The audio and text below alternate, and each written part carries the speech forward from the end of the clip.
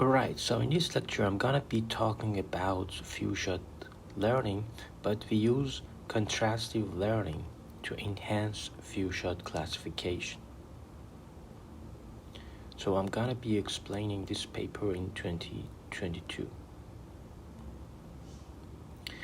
A two-stage training paradigm consists of sequential pre-training and meta-training stages, has been widely used in current few-shot learning research.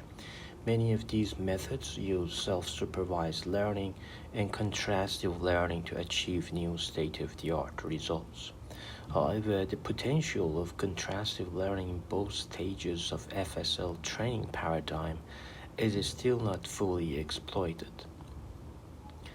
In this paper, we propose a novel contrastive learning-based framework that seamlessly integrates contrastive learning into both stages to improve the performance of few-shot classification.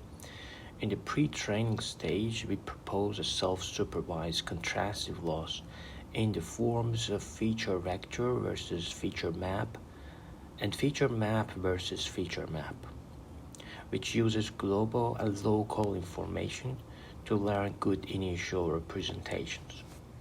In meta-training stage, we propose a cross-view episodic training mechanism to perform the nearest centroid classification on two different views of the same episode and adopt a distance-scale contrastive loss based on them.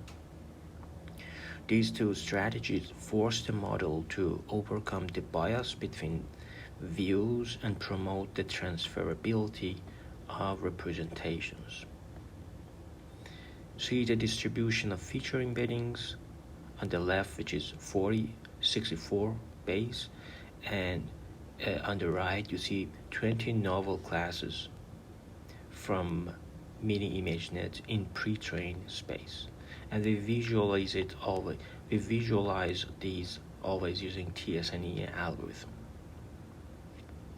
And this is the overall overview of the framework. So based on multiple views of input through two random data augmentations, DA1 and DA2, which are our data augmentations, we compute the contrastive loss at both global and local levels in pre-training stage.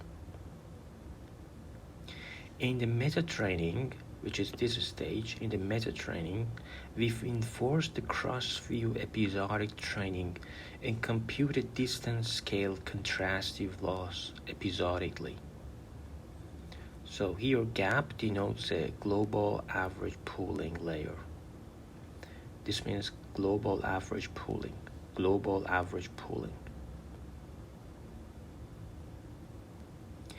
And this fully connected,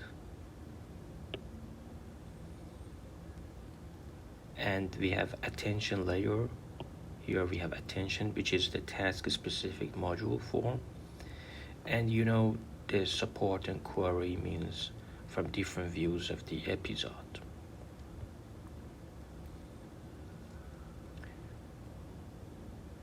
So we have base classes and we have novel classes in few-shot learning, all these basic stuff.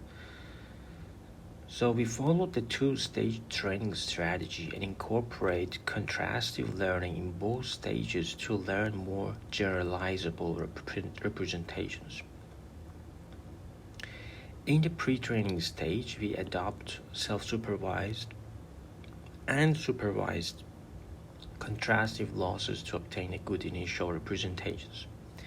In the meta-training stage, we propose a novel cross-view episodic training and a distance-scale contrastive loss, which allows the model to overcome the bias between the views of each episode and generalize well across novel tasks.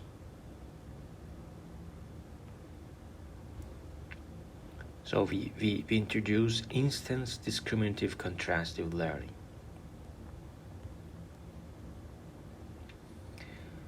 So this info and C loss, which I've explained on the playlist for contrastive network, aims to enhance the similarity between the views of the same image while reducing similarity between the views of different images. Formally, we randomly apply two data augmentation methods to a batch of samples from the meta-training and generate the augmented batch. Here, x tilde and x tilde hat denote two different views of x sub I, which are considered as positive pair. And we define f as a feature extractor with learnable parameters to transform the sample into a feature map. And the feature again, and the feature and further obtained global feature after a global average pooling. And we use a multi-layer perceptron with one hidden layer to instantiate the projection head to generate the projected vector z. This is the projected vector.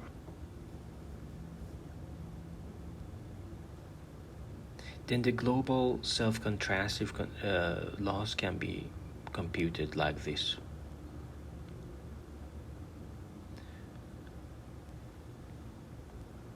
But for local self-supervised contrastive loss, though L favors transferable representation based on global feature vector, it might ignore some local discriminative information in feature map, which could be beneficial in meta-testing.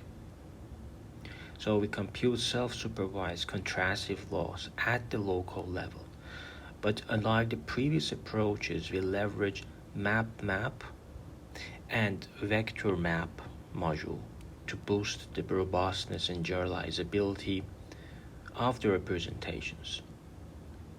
The map module, specifically we use 3 spatial projection heads to project local feature map into a query and key and value. And for a pair of local feature map, we align x sub I sub A with x sub B to obtain this representation, and align x hat with x hat A to obtain aligned results. Finally, we compute the similarity between the two local features.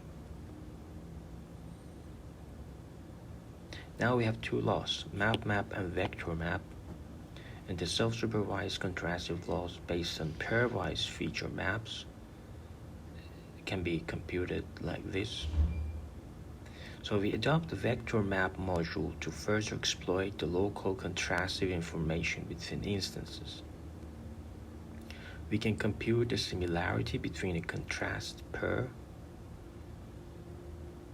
So the self-supervised contrastive loss based on pairs of feature vectors and feature maps can be computed like this.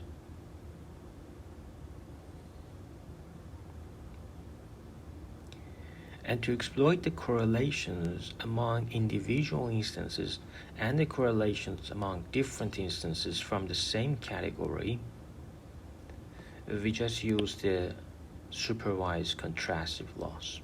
And finally, the total loss is, of course, this is the loss during the pre-training. We have global, local, and local. And there are some hyperparameters.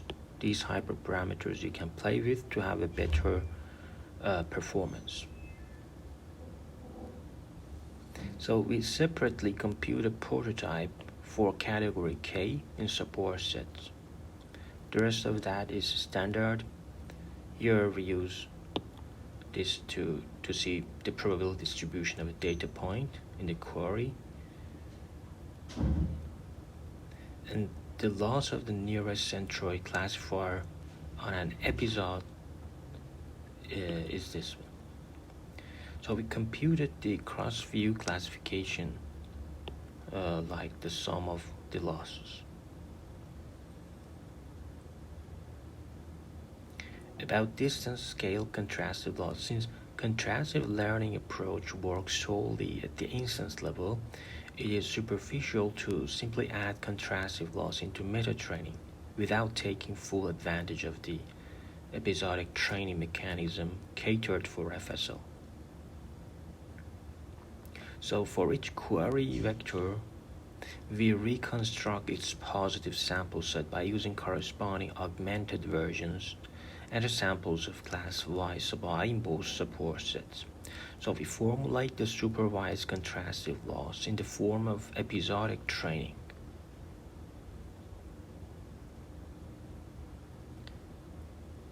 So the distance scaled contrastive loss is this, and the total objective function in meta training is sum of this is distance scale contrastive loss and this is meta, so we have the total loss. And again, beta is a trade-off between the two loss.